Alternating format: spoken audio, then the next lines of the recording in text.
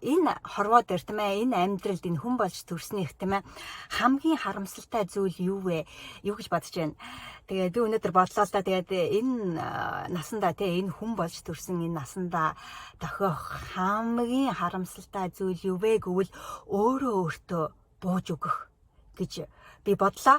Тэгээ ер нь өөрөө өөртөө бууж өгнө гэдэг хамгийн харамсалтай. Өөрийгөө хэр хол явж чадхаа үзхийн оронд өөрөө өөртөө бууж өгнө те.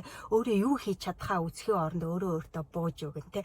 Өөрийгөө хамгийн сайнаар байж чадахгүй өөрөө өөртөө бууж өгнө. Амжилтанд хүрч чадахгүйгээ мэдхгүй өөрөө өөртөө бууж өгнө гэдэг ер нь бол хамгийн харамсалтай гэж болж байна. Зөвхөн өнөөдрийн энэ жижигхэн саад бэрхшээлээс болоод өөрөө өөртөө бууж өгнө гэдэг үнэхээр харамсалтай.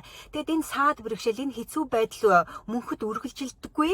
Өнөөдөр хэцүү байлаа, маргааш сайхан байна, нөгөөдөр хэцүү байна, нөгөөдрийн цаад өдөр хэцүү байна, тэрний дараа хэцүү байна. Тэрний дараагаар маш сайхан болох жишээтэй. Тэгэхээр энэ хэцүү байнгын хэцүү байгаад байдаггүй, байнга үргэлжилж байдаг. Бид энэ хэцүүгээ даван туулснаар дараагийн хэцүү гарч ирнэ. Тэр дараагийн хэцүүгээ даван туулснаар тэрний дараагийн хэцүү гарч байна. Нэгсэр хамбаад бид амжилтанд хүрч бид үр шимээ үзэх болно. Тийм болохоор хизээч өөрийгөө битгий өөртөө битгий бууж өгөөр өөртөө бууж өгнө гэдэг хамгийн харамсалтай үйлдэл гэж би боддог. Тийм учраас өөртөө хизээч битгий бууж өгөөрөө хэр хол явхаа хараараа, хэр амжилтанд хүрэхээ хараараа, хамгийн сайнаар байх ямар гоё байдгийг үзээрэй. Тэгээд өдрөө сайхан өнгөрөөгөөрөө дараа дахин уулзцгаая. Баяртай.